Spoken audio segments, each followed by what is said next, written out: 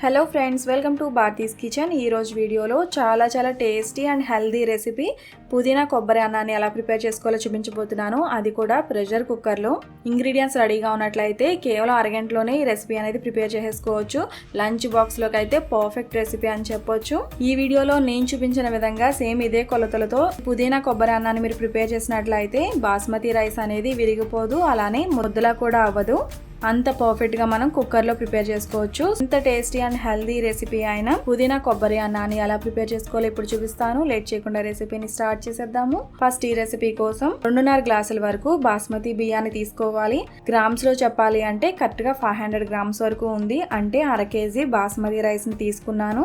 Glass కొంచెం చిన్న size అవ్వడం వల్ల 2.5 గ్లాసుల వరకు బియ్యం అయితే వచ్చాయి. కొలత కోసం ఏదైనా ఒకటి తీసుకోండి. గ్లాస్ కానీ బౌల్ కానీ ఏదైనా ఒకటి తీసుకుని దాన్ని బట్టి వాటర్ వేసుకోవాల్సి ఉంటుంది. సో ఇలా 1/2 కేజీ బాస్మతి రైస్ బియ్యాన్ని 2-3 సార్లు బాగా వాష్ చేసుకుని మళ్ళీ వాటర్ వేసి కనీసం ఒక అరగంట సేపు నానబెట్టుకోవాల్సి ఉంటుంది.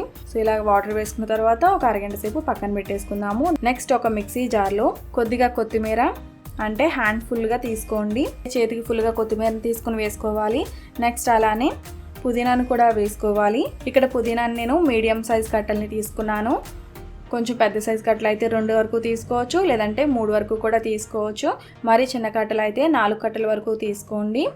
కొత్తిమీర పుదీనా వాష్ చేసుకుని ఇలా వేసుకున్న తర్వాత అవసరమైతే కొద్దిగా వాటర్ని వేసుకుని గ్రైండ్ చేసుకోవాలి. మెత్తగా పేస్ట్లా గ్రైండ్ చేసుకోవాల్సి ఉంటుంది. సో ఇలా గ్రైండ్ చేసుకున్న తర్వాత పక్కన పెట్టుకోవాలి. నెక్స్ట్ ఒక కుక్కర్ని తీసుకోవాలి. ఇక్కడ నేను 5 లీటర్స్ కెపాసిటీ ఉన్న కుక్కర్ని తీసుకున్నాను.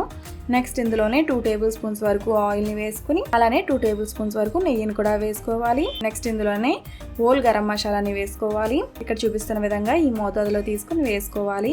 నెక్స్ట్ వీటిని మీడియం ఫ్లేమ్లో ఫ్రై చేసుకోవాల్సి ఉంటుంది. ఇవి సగం ఫ్రై అయిన తర్వాత నెక్స్ట్ ఇందులో 1 టీ స్పూన్ షాహీ జీరా, అలానే జీడిపప్పు పలుకుల్ని కూడా వేసుకోవాలి.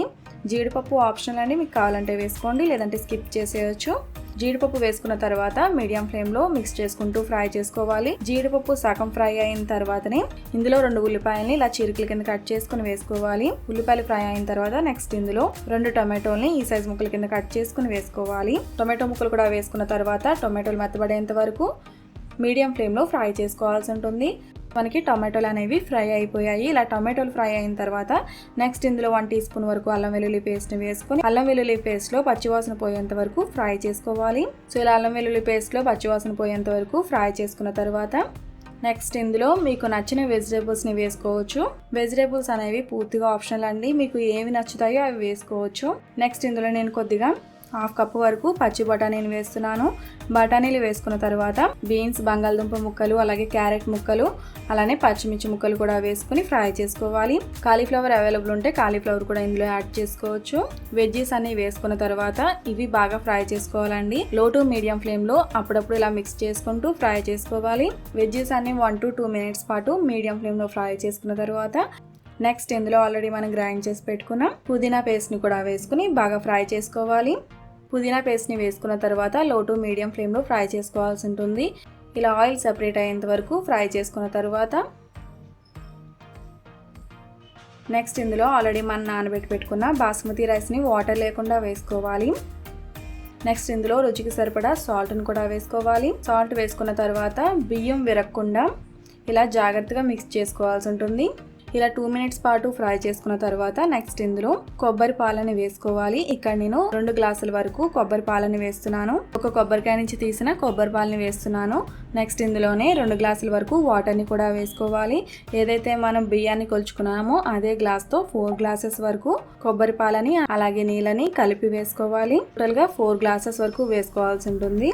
కొబ్బరి పాలు అలాగే నీళ్లు వేసుకున్న తర్వాత ఒకసారి లైట్గా ఇలా మిక్స్ చేసుకుని మూత పెట్టి విజిల్ కూడా పెట్టుకున్న తర్వాత హై ఫ్లేమ్లో 2 విజిల్స్ వచ్చేంత వరకు కుక్ చేసుకోవాలి. 2 విజిల్స్ వచ్చిన తర్వాత స్టవ్ ఆఫ్ చేసుకుని 15 నుంచి 20 నిమిషాల పాటు అలా వదిలేసేయండి. ఒక 15 నిమిషాల తర్వాత మూత తీసి వేడివేడిగా సర్వ్ చేసుకోవడమే. కుక్కర్లో వండినా కూడా రైస్ చూసారా ఎంత పర్ఫెక్ట్గా కుక్ అయిందో. కుక్కర్లోంచి తీసుకునేటప్పుడు వెంటనే గరిటె పెట్టి కలిపేయకండి. కొద్దిగా వేడి చల్లారిన తర్వాత తీసుకున్నట్లయితే అన్నం ముద్దకుండా ఉంటుంది. సో చూసారు కదండి, ఇలా చాలా సింపుల్గా చాలా తక్కువ టైంలో పర్ఫెక్ట్గా పుదీనా కొబ్బరి అన్నాన్ని చాలా ఈజీగా ప్రిపేర్ చేసుకోవచ్చు. నేను చూపించిన విధంగా ఈ రెసిపీని మీరు ట్రై చేసి చూడండి. చాలా బాగా వస్తుంది ఫస్ట్ టైం ప్రిపేర్ చేసినా కూడా. సో రెసిపీని మీరు కూడా తప్పకుండా ట్రై చేసి మీకు ఎలా కుదిరిందో నాకు ఈ వీడియో కింద కామెంట్ సెక్షన్లో తెలియజేయండి. ఈ రెసిపీ మీకు నచ్చినట్లయితే తప్పకుండా లైక్ చేసి మీ ఫ్రెండ్స్ అండ్ ఫ్యామిలీస్ కూడా షేర్ చేయండి. మరిన్ని రెసిపీస్ కోసం నా ఛానల్ సబ్స్క్రైబ్ చేయండి. అలానే తర్వాత వచ్చే బెల్ ఐకాన్ కూడా క్లిక్ చేయండి. Thanks for watching.